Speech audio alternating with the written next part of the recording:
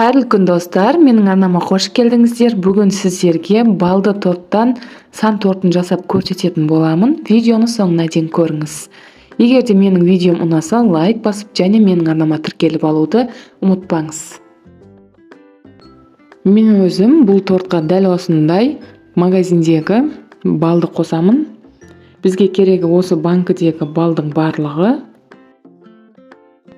Енді 2 шай қасық сода қосып, мен сияқты микроволновкада болмаса сулы баняда балымызды қыздырып аламыз.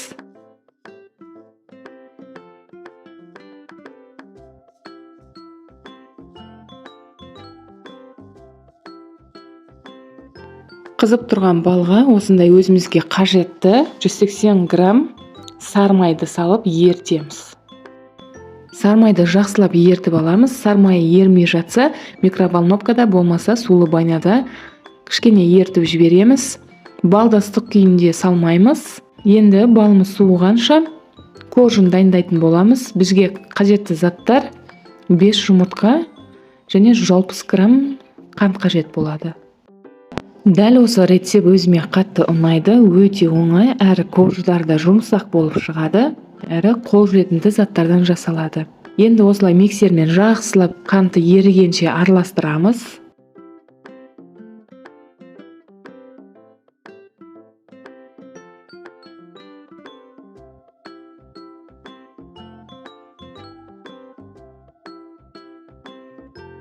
Араластырып болған соң, жаңағы суыған балымызды қосып, миксердің көмегімен кішкене балы араласқанша араластырамыз.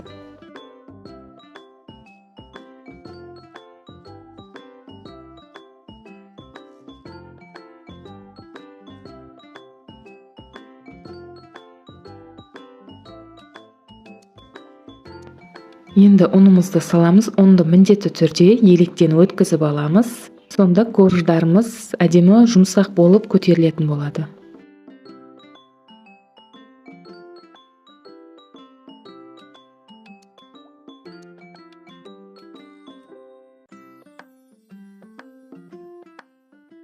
Қамырымыз жақсылап араласуы керек, барлығы бірдей болып, ешқандай түйіршіктер қалмауы керек.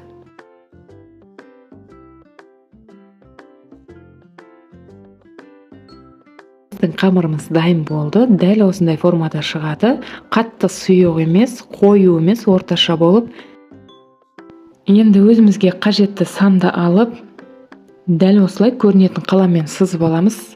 Пергамент қағазға міндетті түрде пергамент қағазын төсеу керек, болмаса қоржынымыз сынып немесе жабысып қалуы мүмкін. Енді дайын болған қамырымызды дәл осылай осы форманың көлемінде қылып, салып, пісіріп аламыз.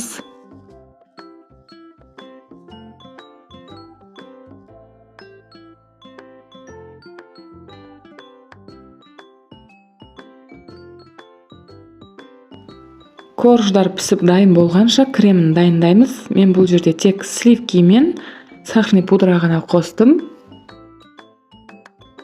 Жақсылап миксерлейміз, қою болғанша. Дәл осындай қою болады. Қоржындар пісіп дайын болды. Артық жерлерін кесіп алып тастайсыз. Енді кремін жағамыз.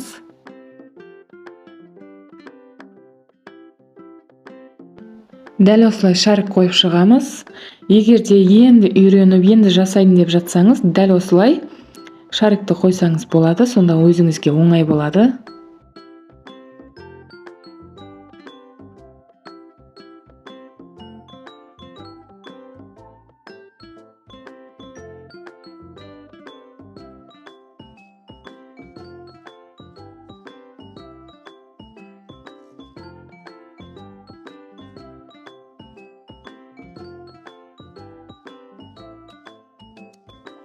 Дәл осы видеодағыдай барлығына осылай крем жаға бересіз.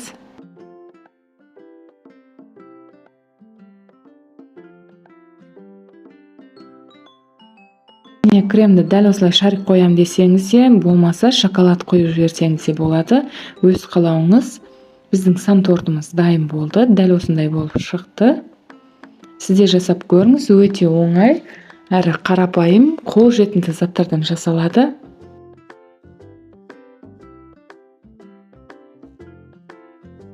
бетінің сәндеуін өз қалауыңыз бойынша сәндесеңіз болады. Дәл осылай сәндесеңіз де болмаса, неше түрлі фруктилармен безендірсеңіз әдемі көрінеді. Сіздермен болған Айгерім. Видеоны соңына дейін көргеніңіз үшін рахмет.